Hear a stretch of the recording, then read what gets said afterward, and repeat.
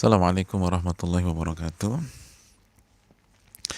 Alhamdulillah hamdan katsiran tayyiban mubarakan fi kama yuhibbu rabbuna wa yarda, wassalatu wassalamu ala nabiyyina Muhammad wa ala alihi wa sahbihi wa man sara ala nahjihi bi ihsanin ila yaumidin wa ba'd.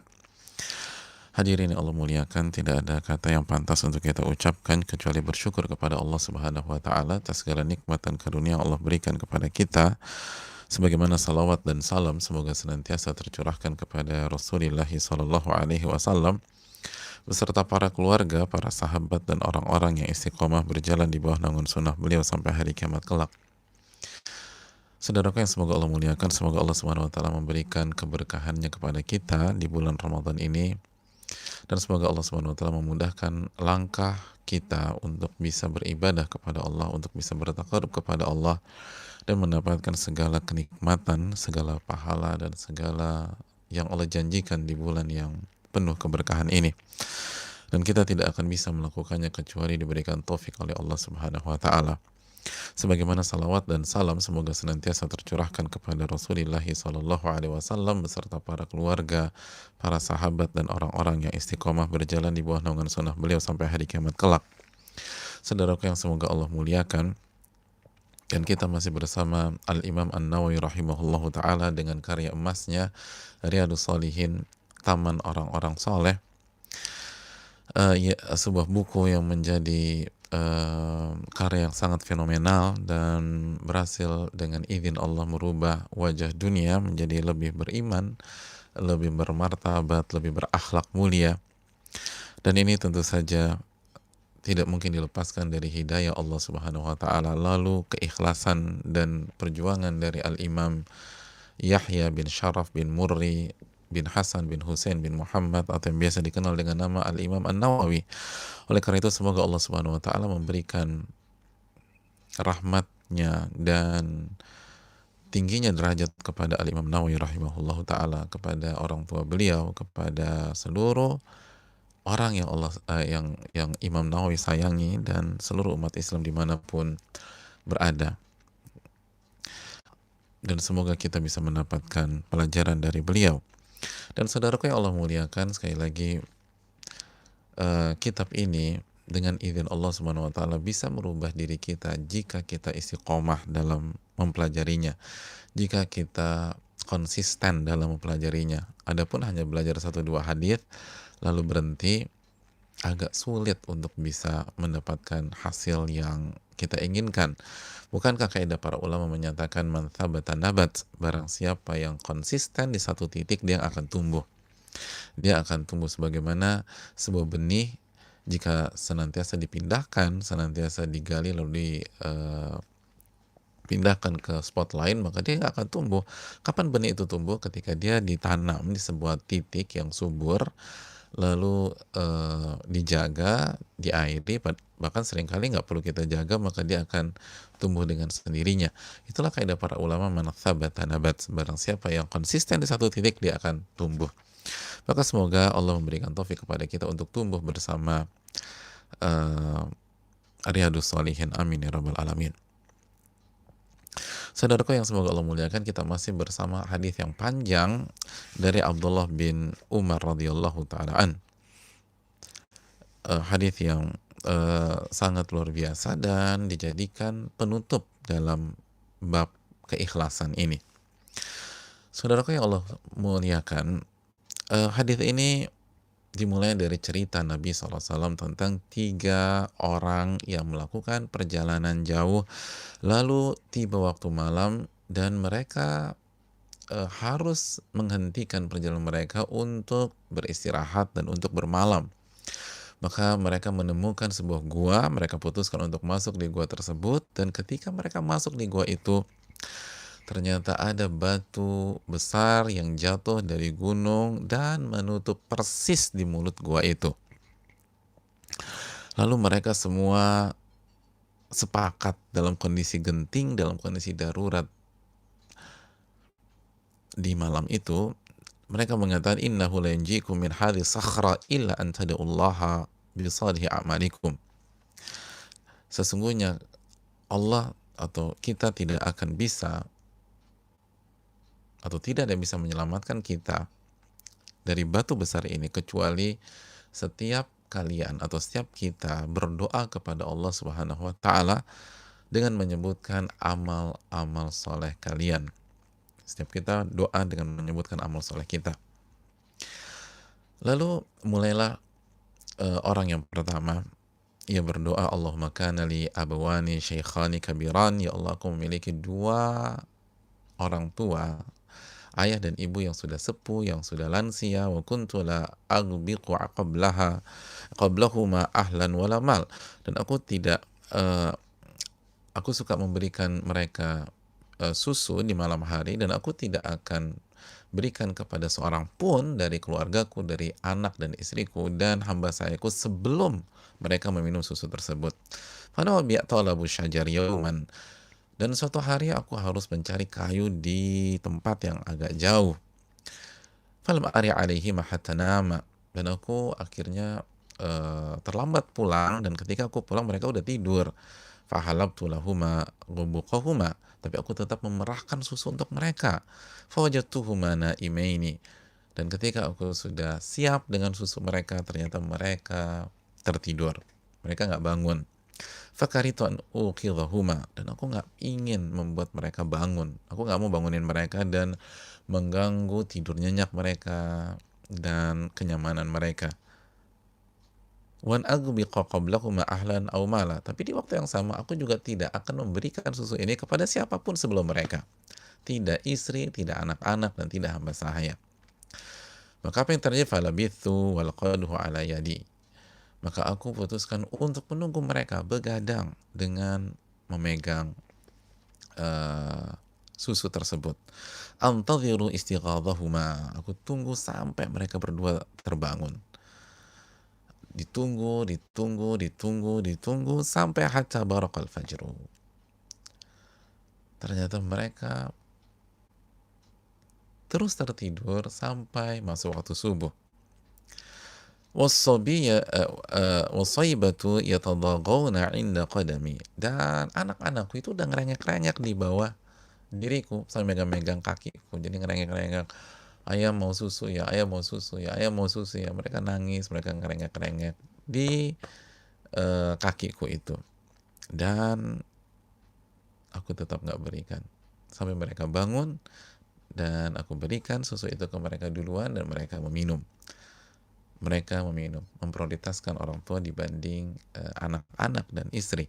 Allahumma in kuntu fa'altu dzalika ibtigha'a wajhika, ya Allah, apabila aku melakukan itu semua karena mengharapkan wajahmu, fafarrij anna ma nahnu fih min hadis sakhra, maka tolong singkirkan batu tersebut sehingga kami bisa keluar dari gua ini. Fanfarajat syai'an la yastati'una al-khuruja min, dan ternyata subhanallah itu batu bergerak, tapi ruang yang dihasilkan dari pergerakan itu tetap tidak bisa membuat mereka keluar dari gua itu, tetap nggak bisa keluar walaupun sudah bergerak. Maka orang yang kedua pun berdoa, dan kita akan start dari sini pertemuan kita. Saudaraku yang Allah muliakan, qala al-akhar, orang yang kedua berdoa, Allahumma, ya Allah, innahu kanat li ibnatu ammi, ya Allah, aku memiliki sepupu, dia itu anak perempuan dari omku, dari jalur ayah, jadi sepupu dari jalur ayah, sepupu perempuan. Kanat ahabban nasi ilayya, sepupuku itu orang yang paling aku cintai, jadi ini wanita yang paling ia cintai. Jadi dia suka sama sepupunya sendiri, naksir sama sepupunya sendiri, dan jatuh cinta kepada sepupunya. Jadi bukan suka-sukaan biasa-biasa aja. Ini sudah yang paling ia cintai di muka bumi itu sepupu perempuannya. Wa fi riwayat kuntu uhibbuha ka ashaddi ma yuhibbur rijalun nisa. Aku mencintai dia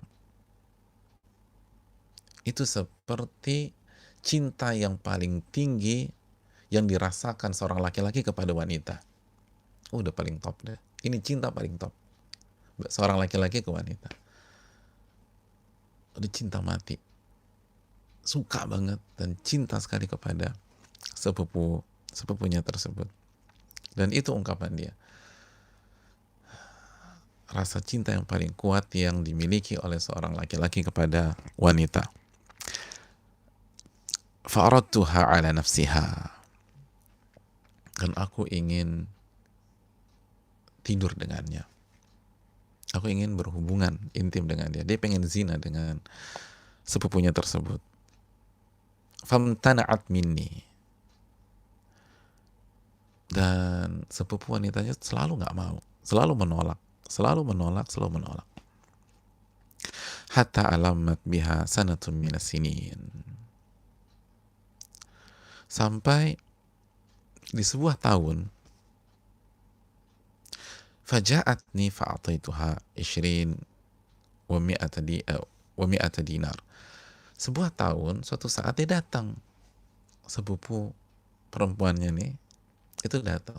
Wanita yang paling ia cintai di muka bumi ini itu datang. Dan menjelaskan bahwa dia lagi kesulitan. Dia sedang mungkin ada masalah, ada kondisi darurat, dan wanita ini butuh uang. Wanita ini butuh uang. Dan udah mentok udah. Ini kayaknya masalahnya berat banget. Maka apa yang terjadi? Fa'ataituha 20 wa mi'ata dinar. Maka aku memberikan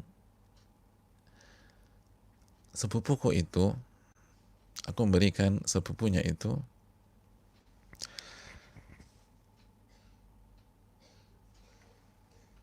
120 dinar.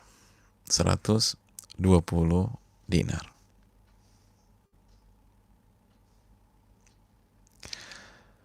Hadirin Allah muliakan. Tapi dengan syarat. Nggak ada makan siang gratis kan gitu ya. Dengan syarat. Syaratnya apa? Syaratnya antukhalliya baini wa baina nafsiha. Syaratnya aku bisa tidur dengan dia. Jadi ini yang paling ditunggu-tunggu dari dulu, dia nunggu kesempatan ini. Nggak pernah mau, nggak pernah mau, nggak pernah mau. Tiba-tiba ini susah. Butuh duit. Kondisi darurat. Oke, saya akan bantu. Dikasih 120 dinar. Dikasih 120 dinar. Tapi dengan syarat dia harus mau tidur dengan si laki-laki ini. Jadi wanita itu harus mau tidur dengan laki-laki ini. Fafa'alat. Akhirnya dengan terpaksa wanita ini menyetujui. Sepupunya ini menyetujui. Karena kondisi sudah nggak memungkinkan lagi. Kondisi sudah tidak ada jalan keluar lagi. Hadirin yang Allah muliakan, dan kata para ulama seperti Al-Imam Muhammad bin Shalih Al-Utsaimin, pada dasarnya juga nggak boleh gitu loh. Pada dasarnya tetap tidak diperbolehkan. Hanya saja, ya itulah yang terjadi. Itulah yang terjadi dalam kasus tersebut. Jadi zina dalam kondisi darurat apapun ya nggak boleh. Tapi kata para ulama, walakin ala kulli hal hadzal ladzi hasal. Ya, itulah alur ceritanya. Akhirnya si wanita ini menyetujui. Mungkin wanita lemah, dia bingung mau ngapain. Ya udah boleh deh. Dan akhirnya diberikan itu 120 dinar. Dan 120 dinar itu besar loh jamaah. Besar. Kurang lebih itu 300-an sampai 400-an juta. Itu bisa sampai 414 juta. Tentu saja harga beda-beda ya. Tapi bisa sampai harga 414 juta. Gede loh. sangat besar. Tapi di waktu yang di sisi yang lain itu murah untuk sebuah kehormatan wanita. Sangat-sangat murah untuk kehormatan wanita. Sangat-sangat receh untuk kehormatan seorang wanita. Tapi dalam kondisi darurat akhirnya wanita ini terpaksa mengiyakan. Hadirin yang Allah muliakan, mari kita lanjutkan. Hatta idza qadartu 'alaiha, sampai akhirnya mereka berada di sebuah ruangan atau kamar, dan qadartu 'alaiha, bahasa laki-laki ini, aku memiliki tubuhnya. Jadi sudah, ini wanita untuk dia lah, di waktu itu diserahkan semuanya. Artinya dia mampu melakukan apapun dengan wanita tersebut. Qadartu 'alaiha, dia mampu melakukan apapun yang dia inginkan dengan wanita tersebut. Gak ada yang menghalangi. Dia, wanita udah pasrah. Dalam riwayat yang lain, falamma qa'adtu baina rijlaiha, dalam riwayat, ketika aku sudah duduk di antara kedua kakinya. Duduk di antara dua kakinya, atau aku sudah berada di antara dua kakinya. Sebagaimana apa yang ingin dilakukan oleh laki-laki ke wanita atau suami ke istri, sudah berada di kedua kaki wanita tersebut. Dan lihat jamaah sekalian betapa halusnya kalimat yang digunakan di dalam hadis-hadis Nabi kita Shallallahu Alaihi Wasallam. Betapa halusnya. Lihat, qadartu 'alaiha, ketika aku mampu melakukan apapun yang aku ingin lakukan dengan wanita tersebut. Terus qa'atu baina rijlaiha, ketika aku sudah berada di hadapan kedua kakinya. Itu bahasa yang sangat elegan jemaah. Sehingga hadis ini apabila dikonsumsi seluruh elemen, seluruh lapisan, semua nyaman. Semua nggak ada yang risih. Didengar orang tua nyaman, orang tua dan anak, misalnya kita ikut kajian bareng-bareng, itu semua nyaman. Anaknya nggak disuruh, kamu ambil air di dapur. Kok ambil air sih? Ya udah minum. Kan lagi puasa. Oh iya. Berbeda dengan apabila membaca hal-hal lain. Ini hadis bisa dinikmati seluruh lapisan dan elemen masyarakat. Itulah ketinggian bahasa yang digunakan oleh, atau ketinggian bahasa yang digunakan dalam hadis-hadis Nabi kita Shallallahu Alaihi Wasallam. Laki-laki ini mampu melakukan apapun dengan wanita tersebut, lalu sudah berada di kedua kaki wanita itu. Bahasa-bahasa yang sangat elegan. Dan ini pelajaran bagi kita untuk menggunakan bahasa-bahasa tersebut, khususnya ketika membahas hal-hal yang sensitif. Kecuali membahas, khususnya dalam membahas hal-hal sensitif. Menerangkan ya, tapi usahakan pakai bahasa seelegan mungkin. Menggunakan bahasa seelegan mungkin. Dengan tetap memperhatikan goal dari sebuah komunikasi, yaitu memahami pendengar, atau membuat pendengar atau orang yang kita ajak komunikasi itu paham. Jadi intinya bahwa laki-laki itu sudah berada di pintu masuk. Semua sudah under control dia. Dia bebas lakukan apa saja di antara dua kaki wanita tersebut. Di detik-detik terakhir itu, di detik-detik terakhir tersebut, dia sudah berada di momen, di waktu, di kondisi yang ia tunggu selama ini, yang ia impikan selama ini, yang dia harapkan selama ini. Itu harinya, itu waktunya.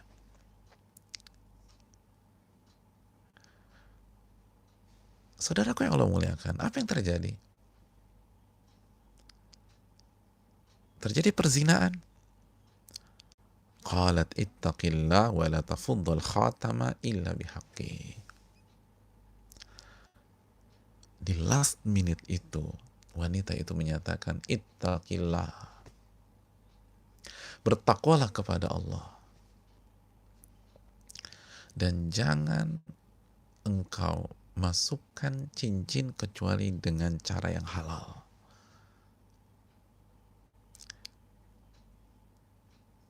Dan kau masukkan cincin tersebut kecuali dengan cara yang halal. Tafuddo itu bisa artinya memecahkan, bisa artinya membuka, bisa artinya menyingkap. Dan lagi-lagi lihat bahasa yang sangat elegan dalam hadis ini. Janganlah engkau masukkan cincin itu, masukkan cincin kecuali dengan cara yang halal. Biasanya cincin dimasukkan oleh jari manis misalnya, demikian. Sebuah bahasa yang sangat halus. Janganlah masukkan cincin itu kecuali dengan cara yang halal, atau dengan konsep yang halal, dengan kondisi yang halal. Sekali lagi, ini pelajaran bagi kita bagaimana menyampaikan dengan bahasa-bahasa yang baik, bahasa-bahasa yang elegan. Bukan pakai cara yang rendahan. Enggak, ini diajarkan Nabi kita SAW. Nabi mengatakan, man kana yu'minu billahi wal yawmil akhir falyaqul khairan aw liyasmut. Barang siapa yang beriman kepada Allah dan hari akhir, hendaknya berkata baik atau dia diam. Dan tentu saja ini nggak mudah. Dan kita sebagai manusia yang banyak sekali kekurangan, kekhilafan, suka miss dalam bicara, maka jangan pernah bosan-bosan belajar. Dan kalau ternyata salah bicara, istighfar, taubat, bangkit lagi. Salah bicara lagi, istighfar, taubat, bangkit lagi. Salah bicara, istighfar, taubat, dan bangkit lagi. Dan terus belajar.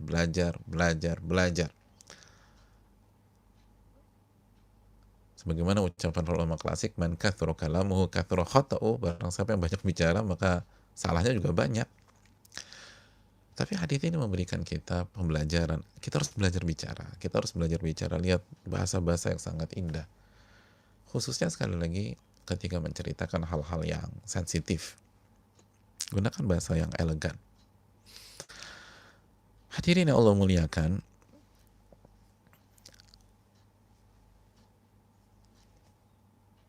dijelaskan sebagian para ulama, seperti dijelaskan Al-Imam Muhammad bin Shalih Al-Utsaimin, bahwa wanita ini mengatakan ini haram, ini maksiat, bertakwalah kepada Allah. Dan kata beliau, atau kata ulama kita, wa asyarat ila annahu in arada hadha bil haqq fala mani'a indaha. Dan ini pesan dari si wanita ini kepada laki-laki, kepada sepupunya ini, kalau si sepupunya ini menginginkan dirinya, ini kan dari angle wanitanya, kalau si sepupunya ini menginginkan dirinya dengan cara yang hak, dengan cara yang halal, dengan menikah, fala mani'a indaha, dia nggak apa-apa. La mani'a indaha, dia nggak apa-apa. Lakin kaunuhu yafuddul khatam bi ghairi haqq hiya la turid. Tapi apabila caranya dengan memasukkan cincin padahal tidak halal, itu yang dia nggak mau, gitu loh. Itu yang dia nggak mau. Karena dia tahu ini maksiat. Jadi menarik ya keterangan dari Al-Imam Muhammad bin Shalih Al-Utsaimin. Jadi di antara selain dia ingin mengerem, dia juga ingin katakan, kalau menginginkan aku, pakai cara yang halal dong. Pakai cara yang halal. Kalau pakai cara yang halal, engkau datang baik-baik melamar atau menikahi aku nggak ada masalah. Tapi ini haram. Ini haram. Ini maksiat. Ini maksiat. Itu udah last minute, udah nggak bisa ngapa-ngapain, disampaikan. Apa yang terjadi jamaah sekalian? Kita lanjutkan hadis tersebut. Fansaraftu anha wa hiya ahabbun nasi ilayya wa taraktu adh-dhahaba alladhi a'taytuha. Allahu akbar. Kata si laki-laki ini, begitu aku dengar kalimat itu kalimat menghujam ke dalam hati dan jantungku, maka aku beranjak. Bayangkan, udah ada di pintu masuk, udah berdiri di antara dua kaki si sepupu yang sangat dia cintai itu. Fansaraftu anha, lalu aku beranjak menjauh dari dia. Aku beranjak menjauh dari dia. Dan si laki-laki itu masih bilang, dan ia tetap wanita yang paling aku cintai. Tapi aku pergi. Dan bukan hanya pergi. Aku kasih 120 dinar sebagai hadiah buat dia. Udah, gak usah dibalas. Udah kasih. Aku tinggalkan, itu udah buat 300-400 juta udah dikasih. Saudaraku yang Allah muliakan,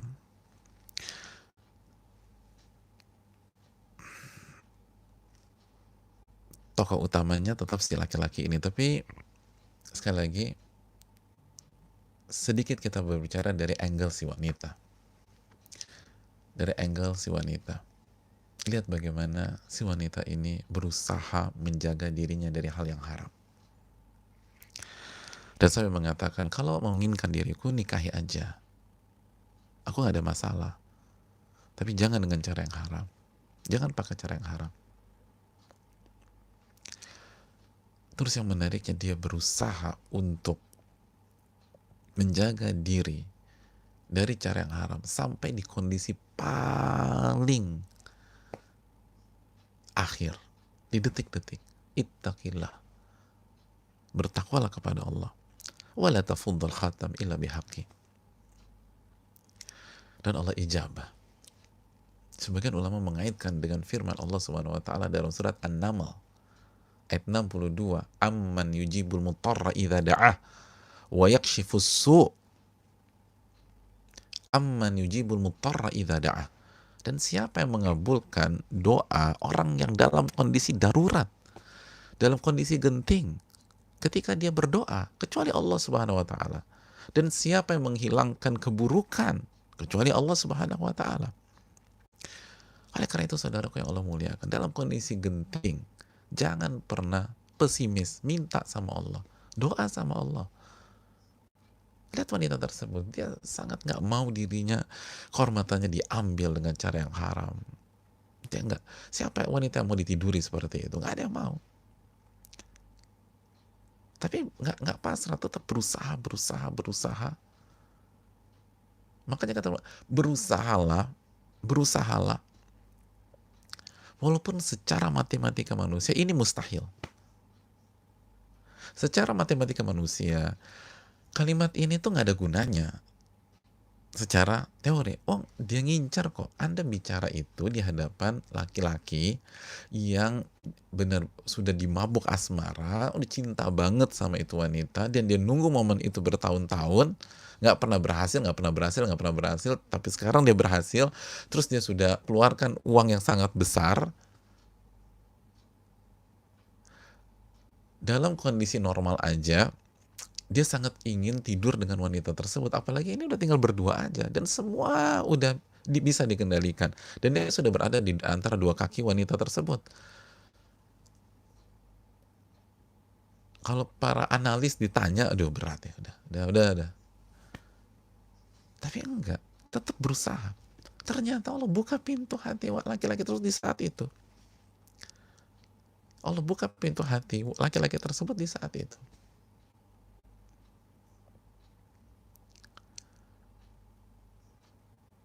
Masuk ke dalam hatinya.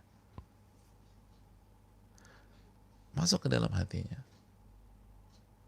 Makanya coba dulu, jangan berpikir mustahil, ini nggak mungkin, ini nggak, saya udah nyerah aja. Lo jangan. Walaupun secara matematika ini nggak mungkin, coba dulu, coba masuk dulu, berusaha dulu, bilang dulu, sampaikan dulu. Coba kalau wanita ini nggak sampaikan ya, kita nggak tahu apa yang terjadi. Kalau wanita udah diem aja deh, udah nangis aja kerja, diam, dia biarkan tubuhnya, kita nggak tahu apa yang terjadi. Tapi wanita cepat berusaha, tetap bicara.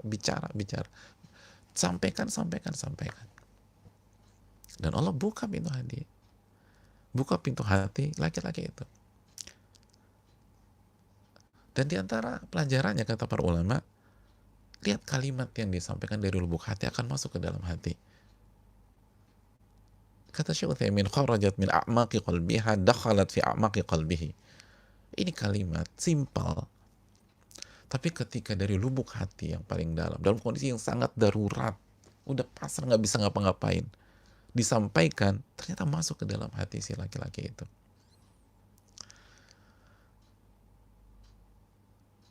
Lalu dia tinggalkan wanita itu yang selama ini ia inginkan.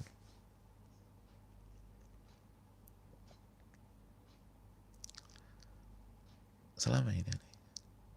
Karena itu cara yang haram. Karena itu cara yang haram. Nggak boleh.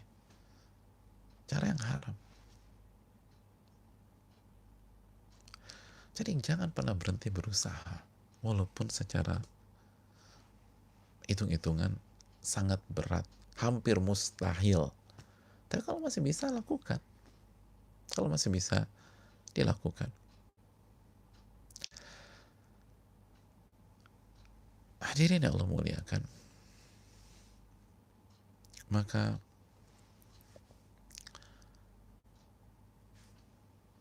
kita kembali lagi ke tokoh utamanya, si laki-laki ini. Apa kata dia? Dia berdoa, Allahumma in kuntu fa'altu dzalika ibtigha'a wajhika fafruj 'anna ma nahnu fi. Ya Allah, apabila aku melakukan hal tersebut semata-mata ikhlas mengharapkan wajahmu, maka selamatkanlah kami dari kondisi ini. Fanfarajatis sakhratu ghaira annahum la yastati'una al-khuruja minha. Dan Allahu Akbar, itu batu bergeser, bergerak, membuat sebuah celah. Tapi qadar Allah, mereka masih belum bisa keluar dari mulut gua tersebut. Masih nggak bisa. Tinggal dikit lagi tapi nggak bisa nih gitu. Misalnya demikian. Tetap nggak bisa. Tapi bergerak. Allahu Akbar. Maka yang ketiga harus turun. Berdoa juga. Waqal. Orang yang ketika ini berdoa, Allahumma sta'jartu ujara. Ya Allah, aku mempekerjakan beberapa orang, meng-hire beberapa orang. Wa a'taituhum ajrahum. Dan aku memberikan gaji, hak, salary mereka semua. Ghaira rajulin wahidin. Kecuali satu orang. Taraka alladhi lahu wa dhahab. Karena orang ini pergi sebelum dia ambil gajinya, upahnya, salary-nya. Jadi bukan karena saya nggak ngasih. Saya mau ngasih, dia udah hilang. Dia belum ngambil, dia udah pergi. Nggak jelas dia pergi kemana. Jadi bukan salah saya. Dalam arti dia jelaskan bahwa ini bukan karena kelalaian saya. Dia yang menghilang sebelum dia ambil gajinya.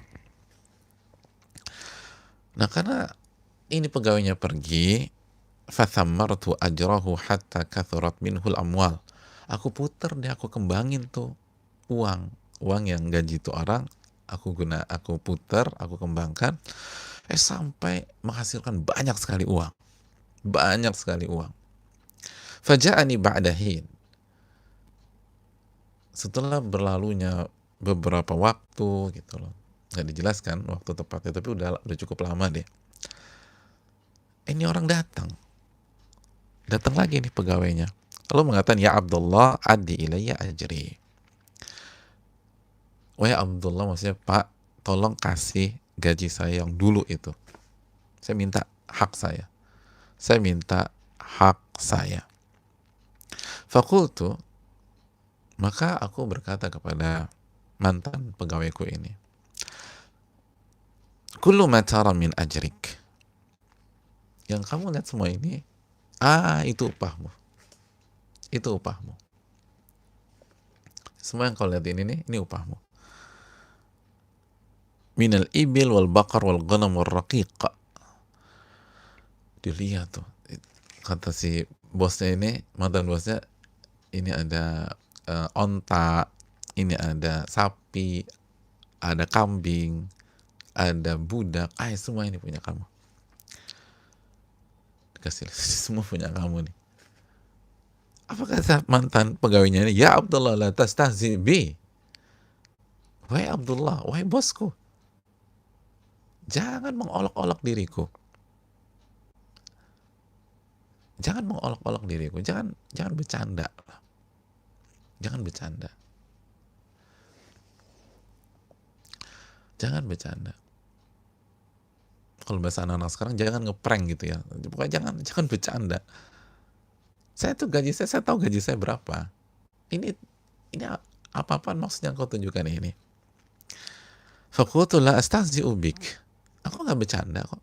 Aku serius. Ini semua punya kamu. Kan dikembangkan, diputar sampai kayak begini. Setelah mantan pegawainya itu diyakinkan, ini nggak bercanda, ini serius. Ini semua punya kamu. Aku kembangkan, aku putar. Alhamdulillah, Allah kasih segala macam. Udah ambil aja. Fa'akhadahu kullahu wastaqahu falam yatruk minhu syai'a. Itu sama mantan anak buahnya diambil semuanya. Dan nggak disisihkan sama sekali. Semua diambil. Semua diambil. Dan tidak disisakan sama sekali.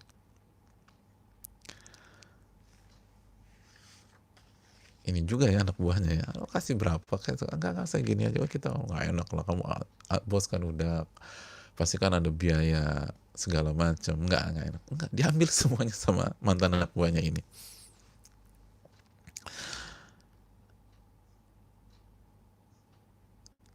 Lihat bagaimana menunaikan hak. Lalu orang ini mengatakan, Allahumma, ya Allah, in kuntu fa'altu dzalika bitiga'a wajhika fafruj 'anna ma nahnu fi fanfarajati sakhratu fakharaju yamshun. Ya Allah, kalau aku melakukan ini semata-mata hanya mengharapkan wajahmu, maka selamatkan kami dari kondisi ini. Maka batunya bergerak dan menciptakan ruang yang bisa mereka lalui. Akhirnya mereka keluar dan mereka pergi. Mereka selamat. Allahu Akbar. Mereka selamat. Hadirin Allah muliakan, inilah hadis yang luar biasa. Ini real. Ini kenyataan. Ini bukan fiksi. Ini kenyataan disampaikan Nabi kita SAW. Dan ingat surat An-Najm ayat 3 dan 4. Wa ma yantiqu 'anil hawa in huwa illa wahyun yuha. Nabi tidak berbicara dengan hawa nafsunya, tapi wahyu yang Allah wahyukan kepada beliau. Wahyu yang Allah wahyukan kepada beliau. Dan dari hadis yang panjang ini kita bisa simpulkan, yang pertama, pentingnya amal soleh. Pentingnya amal soleh, khususnya dalam kondisi lapang, jamaah. Khususnya dalam kondisi lapang. Kita lihat tiga kasus ini, 3 amal soleh ini, semuanya dalam kondisi lapang. Di kondisi lapang. Semuanya di kondisi punya opsi untuk melakukan sebaliknya. Punya opsi melakukan sebaliknya. Ketiga orang tersebut. Yang pertama, punya opsi untuk tidur, nanti aja pagi-pagi baru kasih orang tua. Tapi dia nggak ambil opsi itu. Dia tungguin. Dia berdiri, ditungguin. Ada opsi untuk ngasih anak-anaknya atau istrinya. Udah anak-anaknya nangis nih, ngerengek, nangis di kakinya. Siapa orang tua nggak tersentuh, anak udah nangis di kaki, dibiarin aja. Orang tua dulu. Nggak bilang oke anak-anak nanti aku perah lagi kasih orang tua, enggak. Orang tua prioritas dan dia punya opsi lain, tapi dia nggak ambil opsi itu. Yang kedua, sebagaimana tadi kita sampaikan, dia punya opsi untuk berzina dengan wanita yang begitu ia cintai, berzina.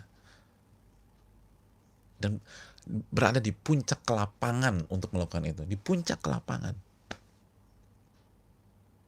Ini yang ditunggu-tunggu selama ini yang dinanti, dia pengen tidur sama wanita itu. Selama ini nggak berhasil, lalu sekarang wanita itu nggak berdaya, nggak akan berontak, nggak akan melawan dan lain sebagainya. Tapi dia tinggalkan.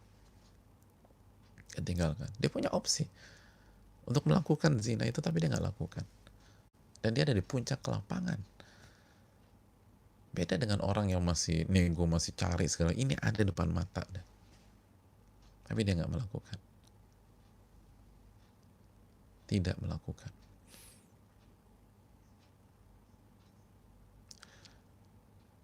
Lalu yang ketiga, dia kasih upah, bahkan dikasih semuanya, padahal dia punya opsi cuman kasih sedikit aja.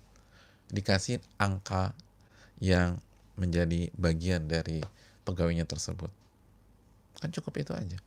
Atau kalau mau dia cecer, dia bisa nggak kasih semuanya.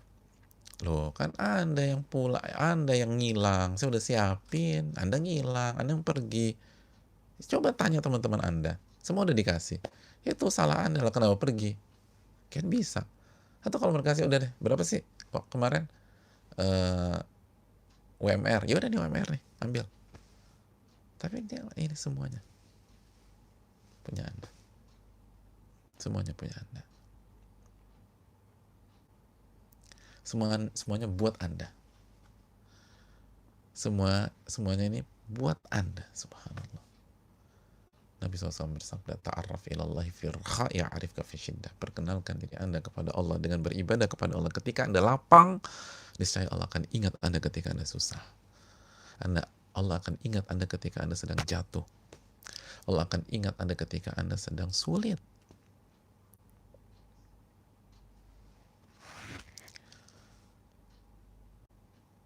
Ketika Anda sedang sulit.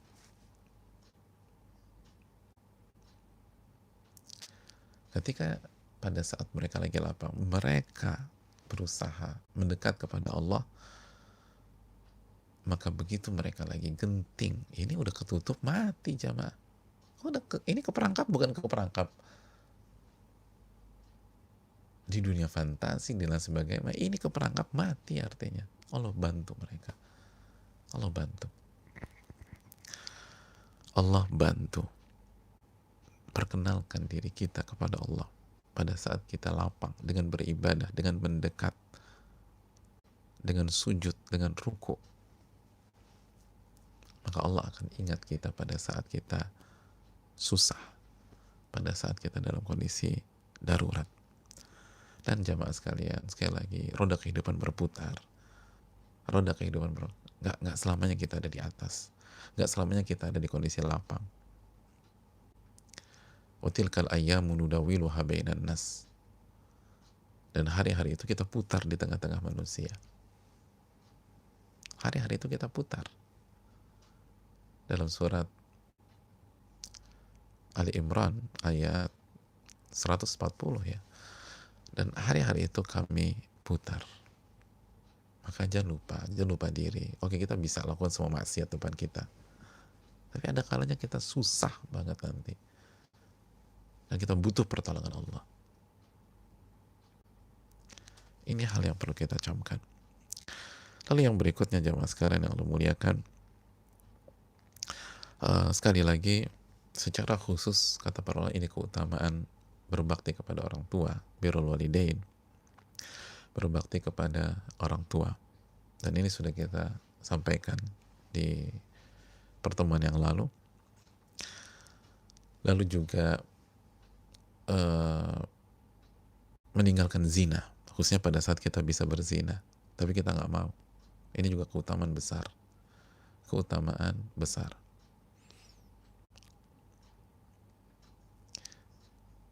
Dan ini akan membuat kita diselamatkan Allah di saat-saat sulit dan di saat-saat sempit. Sebagaimana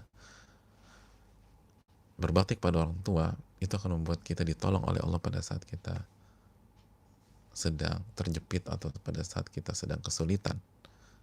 Lalu yang ketiga, membayarkan hak pegawai kita. Dan ini penting.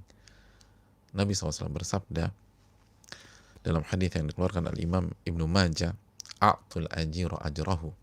Berikanlah pegawaimu upah mereka, salary mereka, gaji mereka, qabla an yajiffa araquhu. Sebelum keringat mereka kering. Sampai begitu penekanannya. Kasih upah mereka, kasih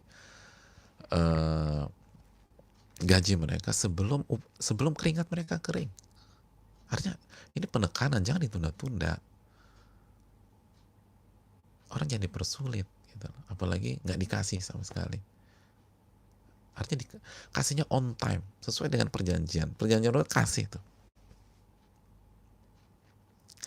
Dan salah satu orang yang di hari kiamat nanti, salah satu orang yang pada hari kiamat nanti akan menjadi musuh Allah Subhanahu wa ta'ala, musuh. Ana khosmuhum, kata Allah Subhanahu wa ta'ala, saya akan jadi musuh mereka. Dalam hadis riwayat Imam Bukhari. Ini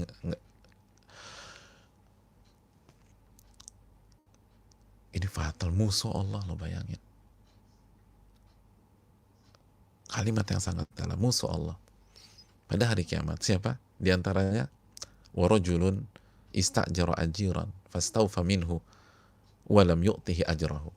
Seseorang yang mempekerjakan pegawai, mempekerjakan staf, mempekerjakan seseorang, lalu pegawainya ini telah menunaikan kewajibannya, telah bekerja untuk dia, walam yu'tihi ajrahu, tapi dianya tidak kasih gaji pegawainya tersebut, tidak kasih gaji, tidak kasih haknya, tidak kasih salarinya,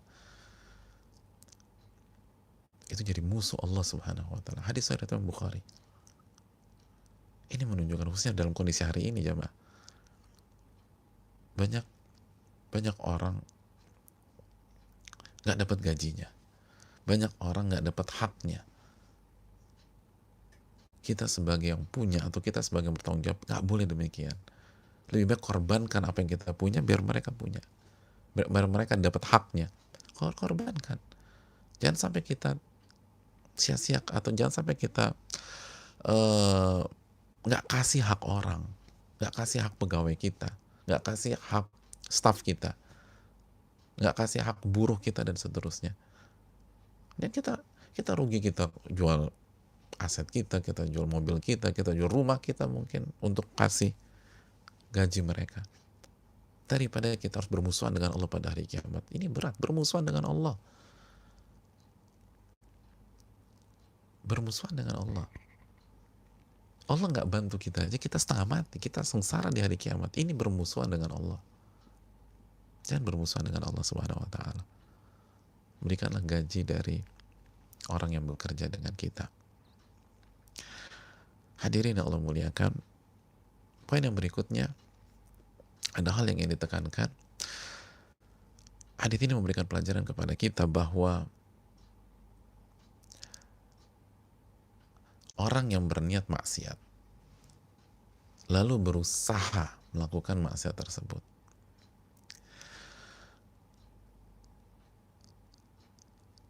lalu akhirnya ia gagalkan niat dan usahanya selama ini karena takut kepada Allah, maka itu adalah sebuah amal soleh yang sangat besar di sisi Allah. Itu semua berubah jadi amal soleh. Lihat orang yang kondisi kedua, niat berzina. Kita tadi, dia niat berzina, lalu dia ngajak, ditolak. Terus yang ketiga, dia mengambil kesempatan dalam kesempitan. Orang lagi susah, bukannya dibantu, malah dijebak gitu loh. Ini kesempatan saya ini, udah, saya mau zina sama, saya kasih asal saya zina. Terus yang berikutnya, mereka udah berkholwat kan haram, berdua-duaan. Dan dia sudah kuasai, dikontrol. Dia udah berdiri, udah berada di antara dua kaki wanita tersebut. Itu kan suasana maksiat, jemaah. Walaupun belum terjadi zina, itu sudah suasana maksiat. Tapi dia gagalkan dia tinggalkan karena takut kepada Allah. Ittaqillah, bertakwalah kepada Allah, takutlah kepada Allah, dan kalimat itu menghujam. Maka ini adalah amal soleh. Buktinya apa amal soleh? Kalimat di awal hadis tersebut, innahu la yunjikum min hadis sakhra illa an tad'ullaha bisalihi a'malikum. Tidak ada yang bisa menyelamatkan kalian kecuali setiap kalian berdoa kepada Allah dengan menyebutkan amal soleh kalian. Ini amal soleh. Ini semua diceritain amal soleh semuanya. Semua yang diceritakan ini amal soleh. Amal soleh. Kenapa? Karena takut kepada Allah. Apa bedanya dengan kisah dua orang yang berhadapan, lalu kata Nabi al-qatil wa maqtul finnar, yang membunuh dan yang terbunuh masuk neraka? Jawabannya dalam hadis tersebut sudah kita sampaikan, yang terbunuh dia gagal bukan karena takut kepada Allah, tapi karena ada faktor lain. Dia kebunuh duluan, dia terbunuh duluan, padahal dia udah berambisi untuk membunuh orang tersebut, membunuh sahabatnya. Fa innahu harisun ala qatli sahibi, kata Nabi, karena dia punya ambisi untuk membunuh saudaranya, tapi gagal karena dia keduluan terbunuh. Tapi Adi ini enggak, dia punya opsi, dia berada di puncak opsi, tapi dia tidak ambil opsi berzina tersebut, dia tinggalkan. Kenapa? Takut kepada Allah Subhanahu wa taala. Jadi nggak ada kata terlambat, nggak ada kata terlambat buat kita ketika kita udah ada di sebuah tempat yang maksiat, udah haram. Jangan ada yang udah tanggung, udah itu kita kan dibisikkan udah tanggung nih, udah sekalian aja deh. Enggak, keluar, takut kepada Allah, maka itu akan jadi amal soleh kita dan akan ngebantu kita pada saat kita susah, pada saat kita kesulitan di dunia maupun di akhirat. Itu hal yang penting untuk kita camkan. Dan yang berikutnya jamaah sekalian yang bisa kita petik juga dari hadis ini, apa yang disampaikan oleh Al-Imam As-Subki Al-Kabir, bahwa lihat kalimat tiga orang tersebut, dari yang pertama, dari yang kedua, dan yang ketiga pada saat meminta kepada Allah Subhanahu wa taala. Mereka ketika menyebutkan, ditutup dengan mengatakan Allahumma in kuntu fa'altu dzalika ibtigha'a wajhik, ya Allah, jika aku mengerjakan itu mengharapkan wajahmu, maka selamatkanlah kami dari sini. Jadi bukan memastikan, bahasanya jika aku melakukan itu semua mengharapkan wajahmu, maka selamatkanlah aku. Kata Imam As-Subki rahimahullah, wa 'ala syakhsi an ya'taqida taqsirahu fi nafsihi wa yusi'a dhann biha. Hendaknya seseorang itu harus meyakini dan merasa banyak kekurangan dalam dirinya dan buruk sangka terhadap dirinya. Maksud buruk sangka di sini, jangan gampang mengklaim.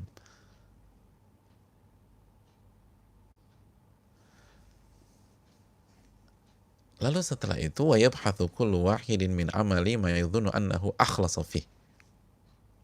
Lalu setelah itu dia cari dari amal-amalannya, kira-kira mana yang menurut dia itu yang paling ikhlas, atau yang mana yang ikhlas gitu loh. Yang mana yang ikhlas. Fayufawwidhu amrahu ilallah.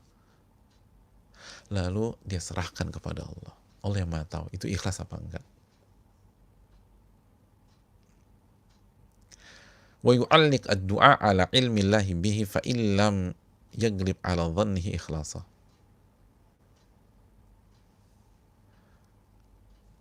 Dan kita gantungkan doa kita dengan ilmu Allah Subhanahu wa taala.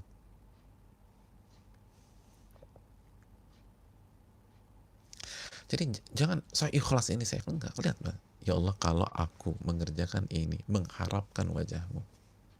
Jadi dikembalikan kepada Allah. Jika engkau menilai aku ini ikhlas, tolong ya Allah. Tolong ya Allah. Ini yang perlu kita camkan bersama-sama.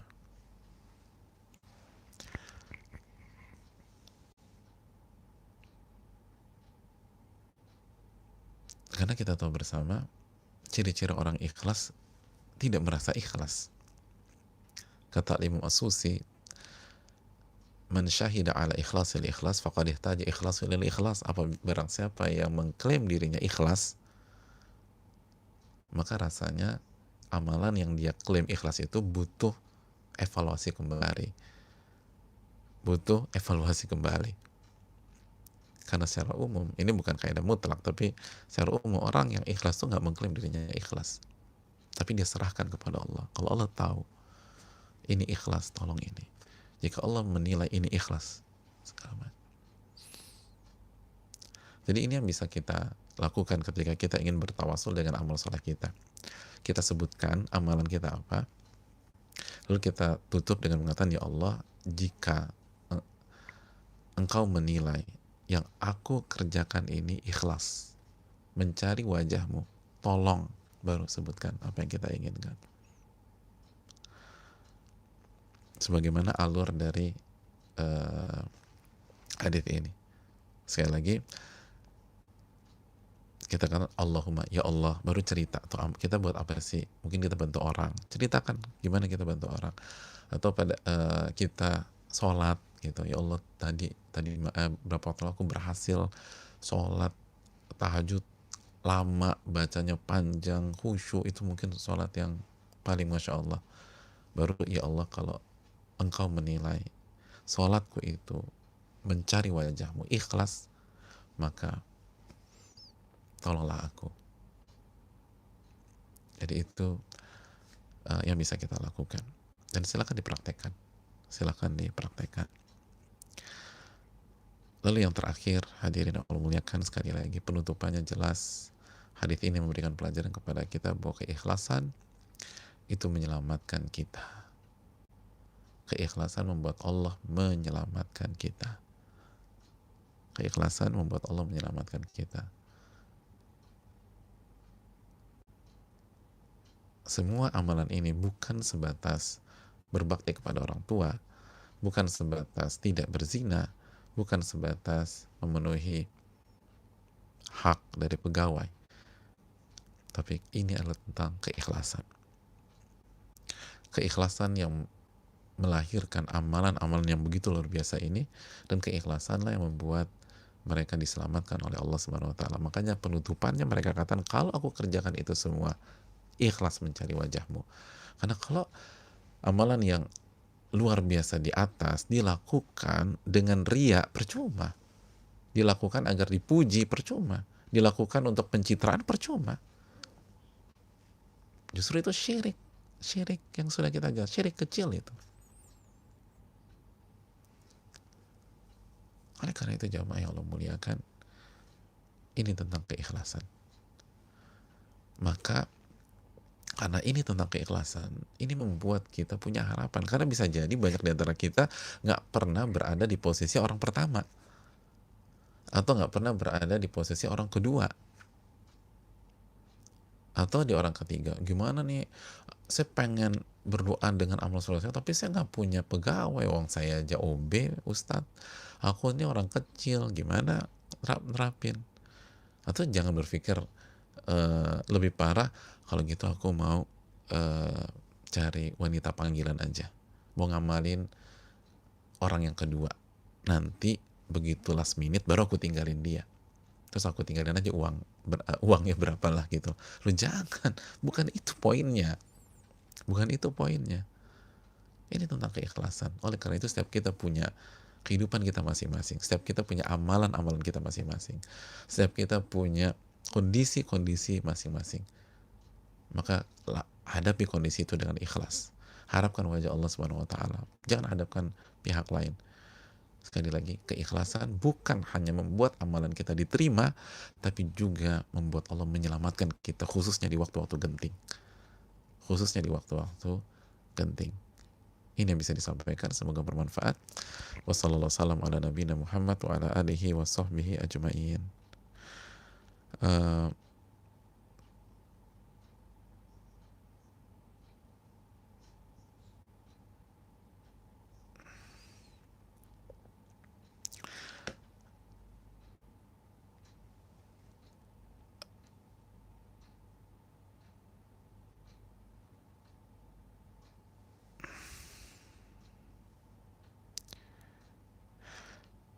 kita buka sedikit sesi tanya jawab.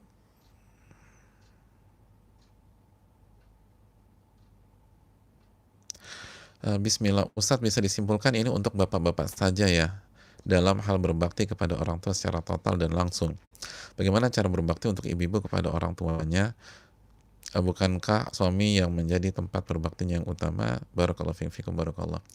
Hal ini sudah kita jelaskan di pertemuan yang lalu bahwa eh, betul memang suami adalah prioritas utama bagi wanita yang sudah menikah, tetapi eh, kata-kata prioritas utama ketika terjadi ta'arud di dalam ilmu fikih, ketika terjadi kondisi di mana kita harus memilih, dan kita dan suami kita harus punya komitmen untuk saling mensupport masing-masing dalam berbakti kepada orang tuanya. Dan suami sekali lagi harus mendukung istrinya untuk berbakti kepada orang tua istri, dan dia akan dapat pahala berbakti kepada orang tua. Al-wasailah akamul maqasid dalam kaidah. Sarana hukumnya seperti hukum tujuan. Ketika tujuannya berbakti, maka ketika suami memberikan sarana kepada istrinya untuk berbakti, maka dia mendapatkan pahala berbakti. Jadi sekali lagi, ini juga bisa diterapkan untuk ibu-ibu atau wanita yang sudah bersuami. Bicara baik-baik dengan pasangan kita bahwa kita saling mendukung satu dengan yang lain dalam berbakti kepada kedua orang tua kita masing-masing. Dan saya tahu ada sosok-sosok yang bisa melakukan hal tersebut, dan kedua orang tua masing-masing masing-masing pihak, jadi kedua orang tua suami atau orang tua istri itu benar-benar mendapatkan perhatian yang sama, mendapatkan support yang luar biasa, dan akhirnya kondisinya itu sangat-sangat nyaman, sangat-sangat nyaman, dan mereka bisa berbakti. Jadi sang suami mensupport istrinya berbakti kepada orang tua, dan istrinya mensupport suaminya berbakti kepada orang tua suami. Itu yang perlu kita camkan, jamaah sekalian. Itu yang perlu kita renungkan. Jadi jangan berpikir di awal langsung dibenturkan. Enggak, kita cari win-win, kita cari kerjasama, dan kita duduk bersama suami kita dalam rangka berbakti kepada orang tua dari masing-masing pihak. Wallahu ta'ala bishawab. Assalamualaikum warahmatullahi wabarakatuh. Waalaikumsalam warahmatullahi wabarakatuh. Afan Ustadz, mohon doa dan semangat untuk saya mulai ngeluh. Saya seorang ibu, 2 orang anak, dan seorang perawat di ruang Pinere di rumah sakit rujukan COVID-19 yang merawat pasien COVID. Sudah 3 bulan saya belum bertemu anak-anak karena saya titipkan kepada ibu dan bapak di kampung. Doakan semoga anak-anak saya yang baru berumur 6 tahun dan 2 tahun menjadi anak-anak soleh dan soleha Ustadz. Wafaqahumullah likulli khairin walis-salah fi dunya wa dukhul jannah fil akhirah, amin ya rabbal alamin. Anak-anak yang ahli mendoakan orang tuanya, insya Allah mereka ridho dengan kondisi ibunya yang harus bekerja seperti sekarang. Bukan maksud hati mengabaikan mereka, semoga orang tua saya juga ridho. Insya Allah jannahnya adalah hadiah terbaik untuk kemurahan hati orang tua saya, amin ya rabbal alamin. Mohon doanya Ustadz, wafaqakumullah. Barakallahu fiki barakallahu, jazakallahu khairan wa iyyak. Hadirin Allah muliakan, Allah berfirman di dalam ayat terakhir dalam surat Ali Imran, ya ayyuhalladzina amanu sabiru wasabiru warabitu wattaqullaha la'allakum tuflihun.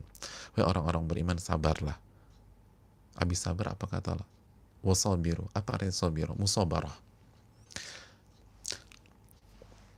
Jadi nggak cukup sabar, tapi harus musabarah. Warabitu, dan tetap istiqomah. Warabitu itu bisa diartikan secara khusus ribat. Ribat itu menjaga perbatasan, atau seluruh amalan yang membuat kita harus tetap berada tegar. La'allakum tuflihun. Kalian akan beruntung, yakin kalian akan beruntung. Apa musabarah? Musabarah itu artinya kuat-kuatan sabar menghadapi musuh kalian. Musabarah itu panjang-panjangan nafas kesabaran dengan musuh kalian. Menghadapi COVID seperti ini yang bukan hanya sabar, ini kuat-kuatan nafas kesabaran. Siapa yang lebih sabar? Kita atau COVID? Itu poinnya. Mana yang lebih sabar? Kita atau musuh kita? Makanya wasabiru, kuat-kuatan kesabaran. Emang nggak mudah. Ini kan bukan penyakit yang 1-2 bulan, dan sangat berat bagi banyak pihak, diantaranya para dokter atau para perawat. Itu luar biasa. Tapi wasabiru, kuatkanlah kesabaran. Dan kita tahu dokter dan perawat khususnya pada saat-saat ini itu fardu kifayah, harus ada yang turun. Karena kalau semuanya mundur, terus siapa yang merawat? Jadi pahalanya gede banget ini, pahalanya besar. Yakin pahalanya besar. Kana Allah fi aunil abdi maka al-abdu fi auni akhi. Allah menolong seorang hamba ketika hamba itu menolong saudaranya. Man nafasa an mu'min kurbatan min kurabil dunya nafasa Allah anhu kurbatan min kurabil dunya min kurabil akhirah. Barang siapa menghilangkan kesulitan seorang muslim di dunia, Allah akan hilangkan kesulitannya di akhirat. Allah akan hilangkan kesulitan kita di dunia dan di akhirat. Dan insya Allah ini cuman dari satu sisi, di samping nikmat-nikmat Allah yang sangat besar, ini cuma sebentar, biidznillah. Dan kita harus optimis, ini insya Allah cuma sebentar. Yu'jibunil fa'lu, Allah tuh, Nabi itu suka dengan optimisme. Jadi banyak berdoa. Kalau udah ngeluh gini, perbanyak berdoa kepada Allah Subhanahu wa taala. Perbanyak sholat. Idza hazamul amru shalat rakaatain. Nabi itu kalau dapat hal yang pelik, itu mengerjakan sholat 2 rakaat. Wasta'inu bis sabri was shalah. Minta pertolongan Allah dengan sabar dan dengan sholat. Surat Al-Baqarah 45. Insya Allah Allah akan tolong penanya dan kita semua, amin ya rabbal alamin. Saya rasa cukup sampai di sini. Terima kasih banyak, jazakallahu khairan. Wassalamualaikum warahmatullahi wabarakatuh. Assalamualaikum warahmatullahi wabarakatuh.